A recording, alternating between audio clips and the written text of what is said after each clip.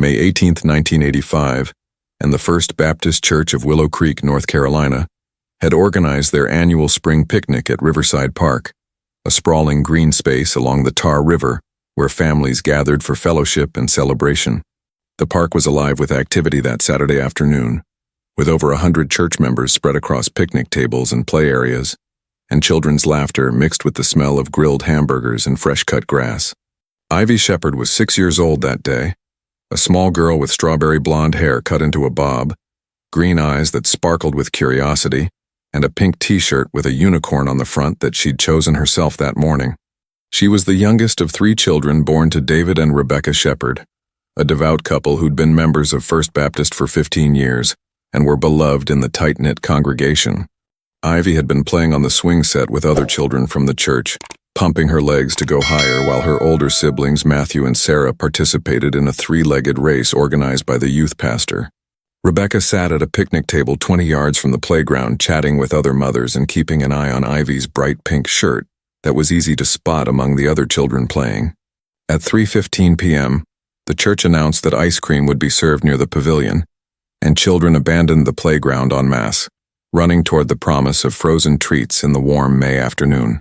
Rebecca stood up expecting to see Ivy among the rushing children, but the bright pink unicorn shirt wasn't visible in the crowd, and Rebecca's first thought was that Ivy was still on the swings. She walked to the playground and found it empty except for one toddler being pushed by his father, and Ivy was nowhere to be seen among the equipment or surrounding trees. "Has anyone seen Ivy?" Rebecca called to the nearby families, her voice carrying an edge of concern that made people look up from their conversations and start scanning the area.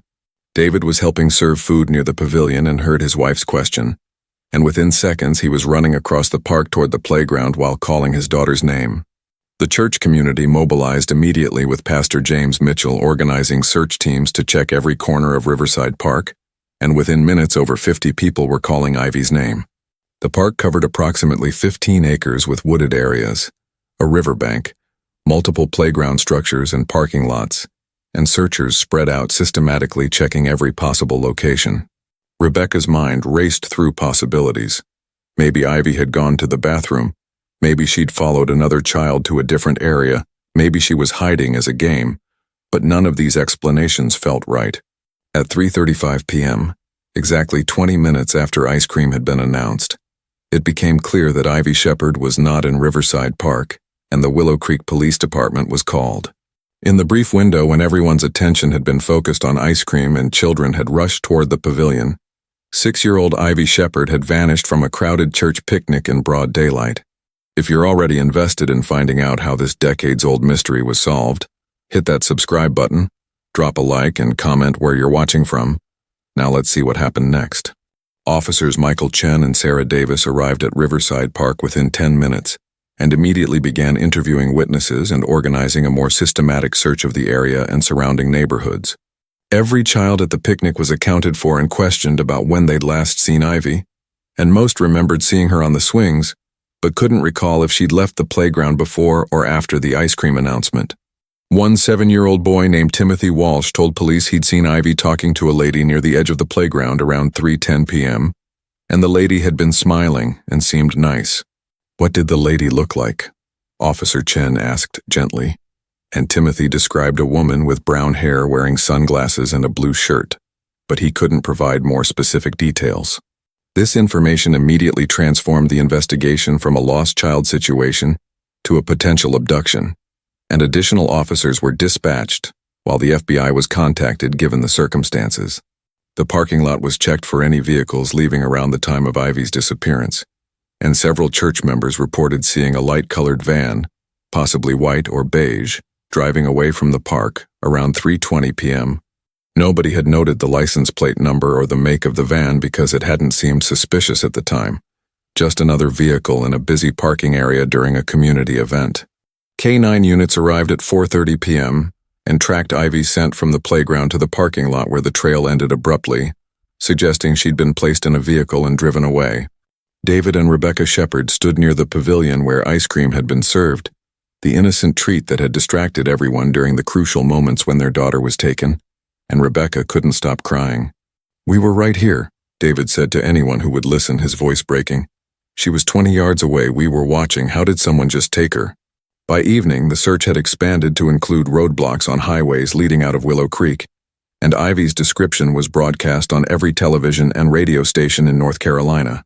The FBI established a command center at the church building, and agents began the process of interviewing every single person who'd been at the picnic, a list of over 100 individuals who'd witnessed nothing unusual.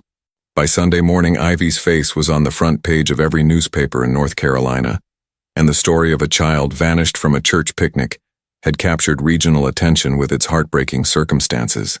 FBI Special Agent Robert Monroe led the investigation and focused immediately on the woman Timothy Walsh had seen talking to Ivy near the playground, because that interaction represented the last known sighting of the missing girl.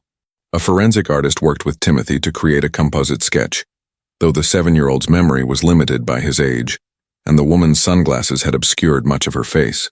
The sketch showed a white female approximately 30 to 40 years old, with shoulder-length brown hair, sunglasses, and what Timothy remembered as a nice smile, but the generic description matched thousands of women in the area. Church members were interviewed extensively about whether they'd seen any unfamiliar people at the picnic, and several mentioned noticing a woman they didn't recognize sitting alone near the playground for about 20 minutes. "I thought she was someone's aunt or visiting family member," said Martha Collins, a church deacon's wife. "She seemed to be watching the children play, but I didn't think anything of it, because lots of people come to the park on nice days." The woman had been wearing sunglasses and a blue shirt as Timothy described, and she'd left sometime around when the ice cream was announced, though nobody had seen her actually leave or noticed which direction she'd gone. Agent Monroe theorized that the woman had been watching the picnic waiting for an opportunity, and when the ice cream announcement created chaos and distraction, she'd approached Ivy with some story that convinced the child to go with her. 6-year-olds are trusting, especially at church events where they're taught that adults in their community are safe, Monroe explained to the Shepherds. This woman likely said something like, "Your mom wants you," or "Come help me find something."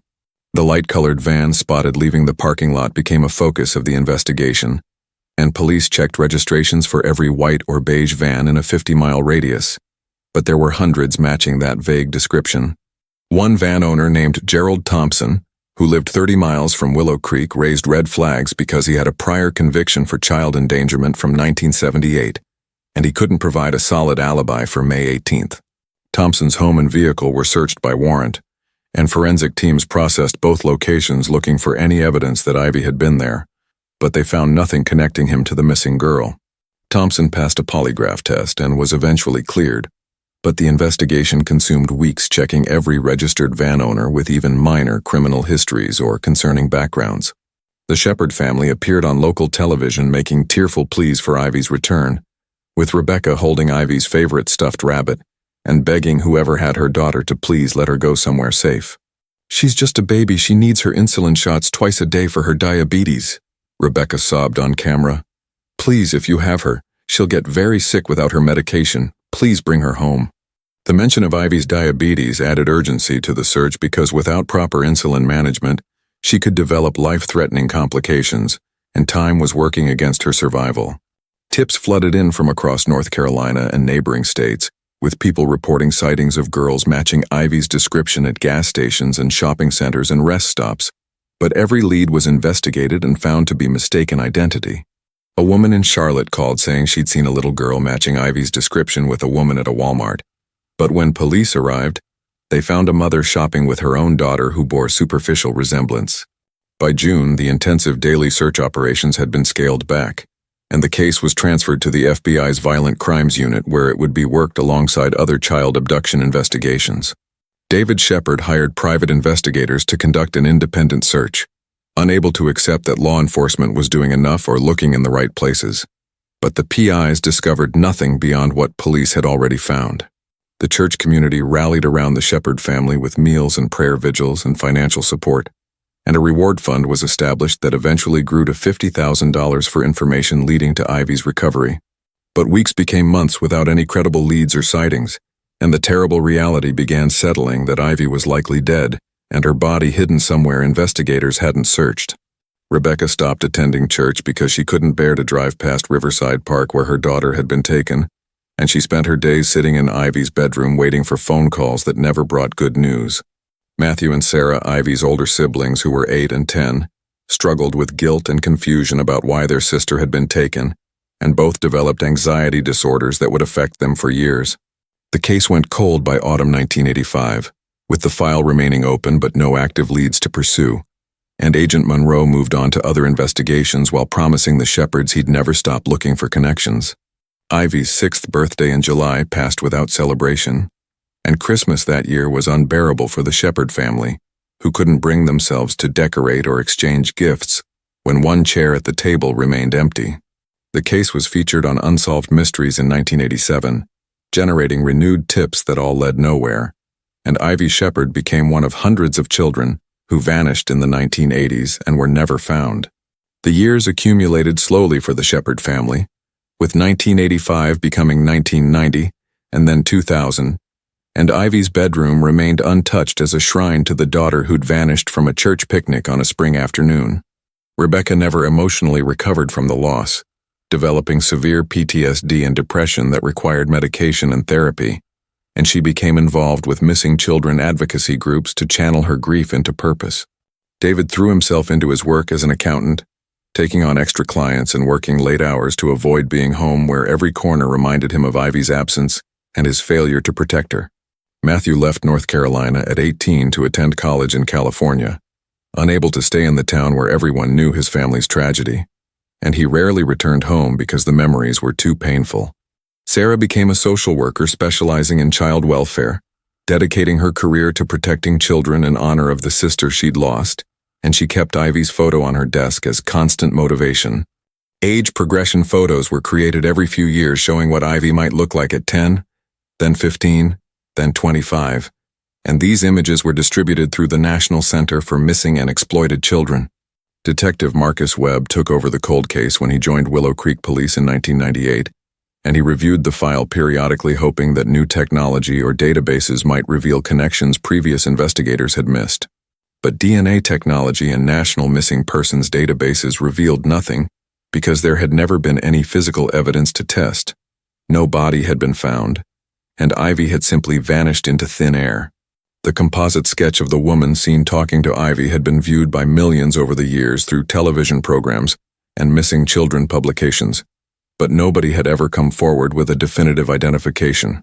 By 2010, Ivy would have been 31 years old, possibly married with children of her own, and the statistical likelihood that she was still alive seemed impossible, yet was the only hope Rebecca could cling to.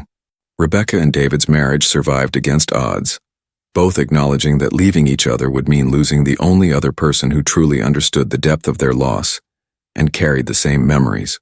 The case was periodically featured on true crime programs and podcasts, generating brief surges of public interest and new tips that investigators dutifully followed, despite knowing most would lead nowhere.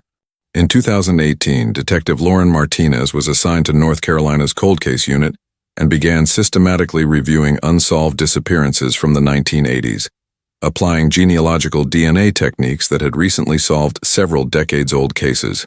When Martinez reached the Shepherd case file, she was struck by the complete absence of physical evidence and the fact that Ivy had seemingly vanished without leaving any trace that could be analyzed. However, Martinez noticed something in the original investigation files. In 1985, several church members had reported seeing a woman at the picnic who seemed out of place, and these descriptions all matched the composite sketch created from Timothy Walsh's testimony. Martinez decided to approach the case from a different angle, focusing not on finding Ivy but on identifying the woman who'd been seen talking to her, reasoning that finding the abductor might lead to answers about what had happened. She created a detailed profile of the unknown woman based on witness descriptions and behavioral analysis. White female, 30-40 years old in 1985, comfortable around children, likely lived within driving distance of Willow Creek, possibly struggling with infertility or child loss. Martinez cross-referenced this profile against women who'd been investigated or arrested for child-related crimes in North Carolina during the 1980s and 1990s, looking for anyone who matched the physical description and behavioral patterns. One name caught her attention: Linda Marie Thornton, who'd been arrested in 1992 for attempting to abduct a child from a shopping mall in Charlotte, and who matched the general description from the 1985 composite sketch. Thornton had been 43 at the time of her arrest, which meant she would have been 36 in 1985, fitting the age range witnesses had estimated, and she'd lived in Raleigh, which was only 50 miles from Willow Creek. Martinez pulled Thornton's complete criminal and psychiatric history and discovered a heartbreaking pattern. Thornton had lost her own daughter to leukemia in 1983, and she'd suffered a severe mental breakdown that led to hospitalization. After her release from psychiatric care in 1984, Thornton had become obsessed with replacing her lost daughter, and the 1992 attempted abduction had been her second offense, the first having occurred in 1987 when she'd tried to take a child from a playground. Most significantly, Martinez found that Thornton had attended a Baptist church in Raleigh in the mid-1980s, and church records showed she'd occasionally visited other Baptist congregations in the area as part of an outreach program. This placed Thornton in the exact demographic and geographic area to have been at the Willow Creek Church picnic, and her history of targeting young girls at public events matched the pattern of Ivy's disappearance. But Linda Thornton had died in 2015 from complications related to Alzheimer's disease, taking whatever knowledge she had about Ivy Shepherd to her grave, and Martinez felt the familiar frustration of being so close yet still so far from answers. However, Martinez wasn't ready to give up, and she began investigating what had happened to Linda Thornton between 1985 and her death, looking for any clue about where she might have taken Ivy or what had become of the missing child. Detective Martinez obtained a warrant to access Linda Thornton's complete psychiatric records and personal effects that had been stored by her sister after her death, and she spent weeks reviewing every document looking for connections to Ivy Shepherd. Thornton's psychiatric evaluations from the 1990s revealed deep delusions about having a daughter who was alive and well, and she'd consistently referred to a child named Emma, who therapists believed was a manifestation of her grief over her deceased biological daughter. But in session notes from 1998, Thornton had mentioned that Emma had been with her since 1985 and was now 13 years old, and she'd described specific memories of bringing Emma home and raising her for several years. This timeline aligned perfectly with Ivy's disappearance, and Martinez realized with growing certainty that Linda Thornton's Emma might have been Ivy Shepherd, at least for some period after the abduction. Martinez tracked down Thornton's sister Margaret, who was 72 and living in Winston-Salem, and she drove there hoping the woman might have information about her deceased sister's life and the mysterious child she'd claimed to have. Margaret Thornton was initially reluctant to discuss her sister's troubled mental health history, but when Martinez explained the connection to Ivy Shepherd's case, the elderly woman's face went pale with recognition. "Linda had a little girl living with her in the late 1980s, Margaret said slowly. "She told me she'd adopted a child privately, that the birth mother couldn't care for her, and I believed her because I wanted to believe she was getting better." Margaret described visiting Linda's apartment in Durham in 1986 and meeting a small girl with blonde hair who'd been quiet and seemed withdrawn, and Linda had called the child Emma and been intensely protective of her. "The girl seemed scared of strangers," Margaret recalled. "She wouldn't make eye contact and stayed very close to Linda, and Linda wouldn't let me spend time alone with her, which I thought was odd, but attributed to her being overprotective." Margaret had lost touch with Linda for several years after 1987, when Linda had stopped returning calls and moved apartments without providing a forwarding address, and when they'd reconnected in the early 1990s, Linda had been alone. "I asked about Emma and Linda became very upset, saying the girl had been taken from her by social services because of her mental health issues," Margaret explained. "She was devastated, and I never brought it up again because it clearly caused her pain." This revelation sent Martinez into intensive investigation mode, searching North Carolina social services records from the late 1980s and early 1990s for any children removed from Linda Thornton's custody. The search took weeks because records from that era were poorly digitized and scattered across multiple county systems, but Martinez eventually found a case file from 1989 involving a child removed from Thornton's care.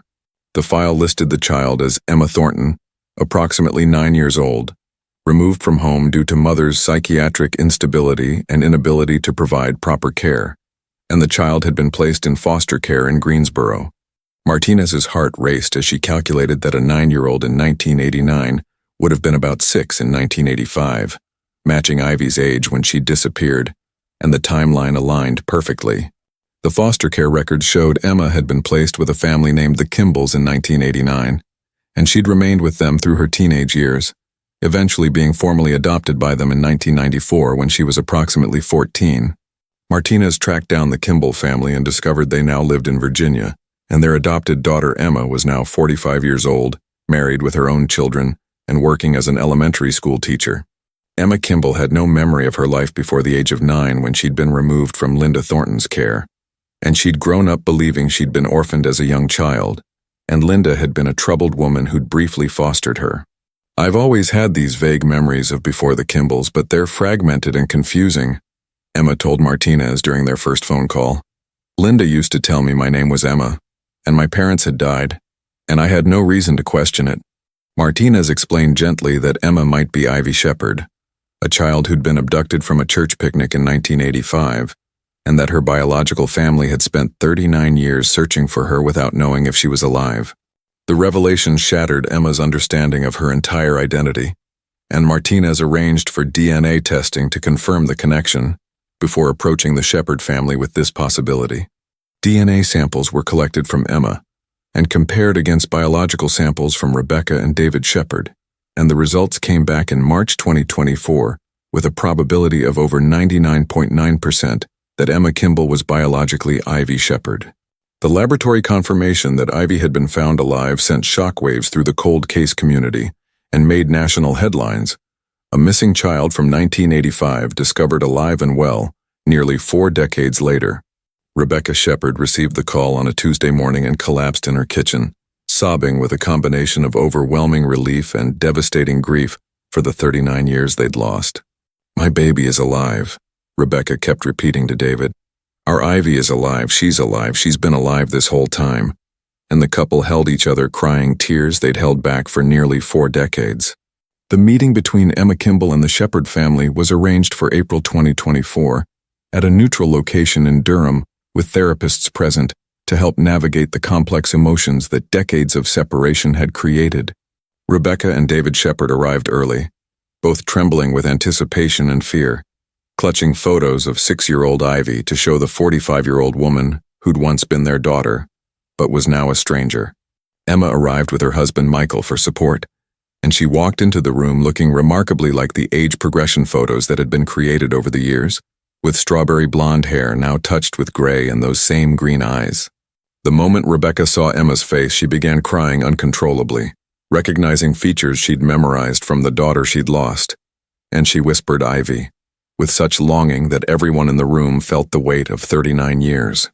"I don't remember being Ivy," Emma said gently, her own tears falling. "I don't remember you or that church picnic or anything before I was about 9 years old, and I'm so sorry I can't give you the daughter you lost." David stepped forward and said, "You don't have to remember us or be who you were. We're just grateful you're alive and that we get to know the person you've become. That's more than we ever hoped for."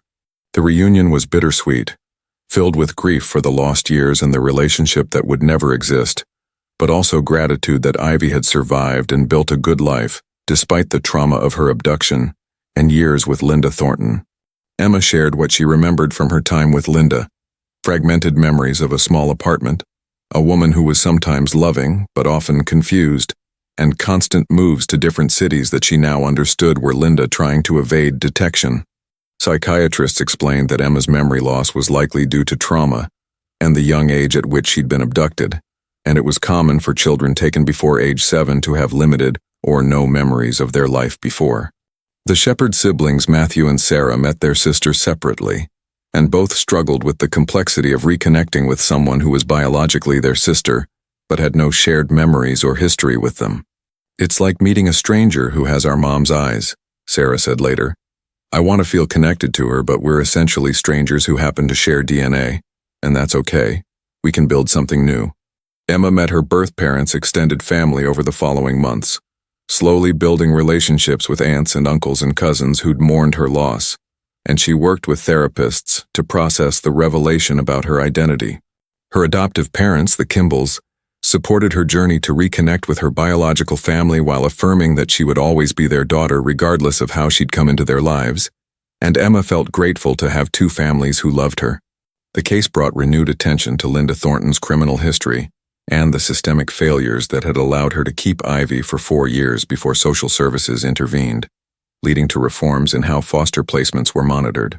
Detective Martinez received commendations for solving the 39-year-old cold case, and her use of psychological profiling combined with genealogical research inspired other investigators to approach old cases from new angles. Rebecca and David Shepard acknowledged publicly that while they were overjoyed Ivy was alive, they also grieved the 39 years stolen from them and the relationship they'd never have with the daughter who'd been taken. "We missed her first day of school, her graduation, her wedding, the birth of her children," Rebecca told reporters. "We got her back, but we'll never get those years back. And that's something we have to learn to live with." Emma chose to keep the name she'd lived with for 39 years while legally reclaiming Shepard as her surname, becoming Emma Shepard Kimball, honoring both the family who'd raised her and the family she'd been stolen from.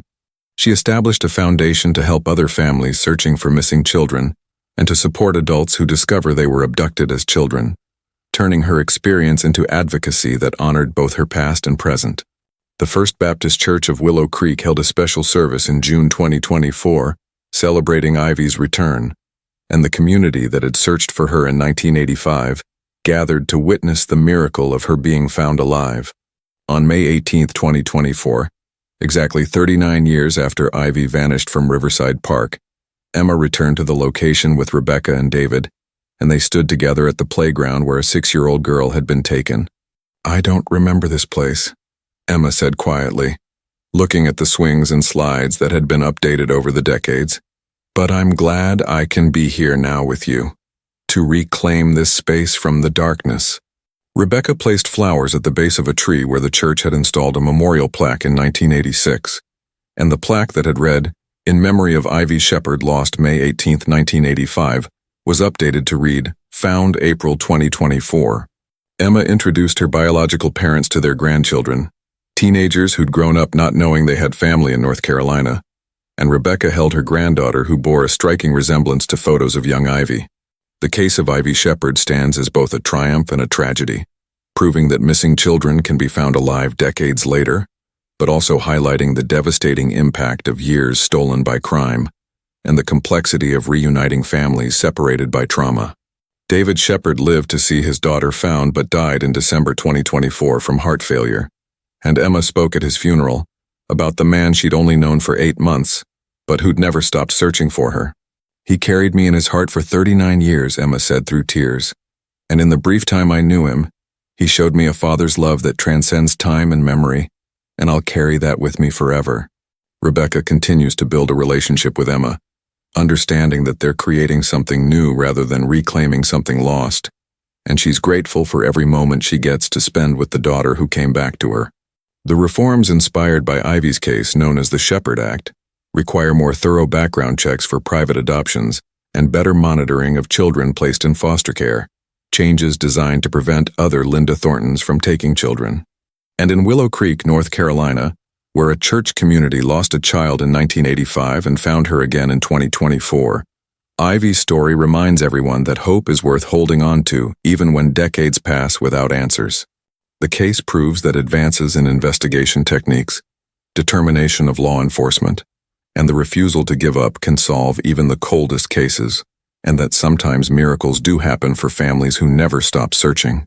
Emma Shepard Kimball lives in Virginia with her family, building relationships with both the Shepards and the Kimballs, creating a life that honors all the pieces of her complicated history and the resilience that allowed her to survive and thrive.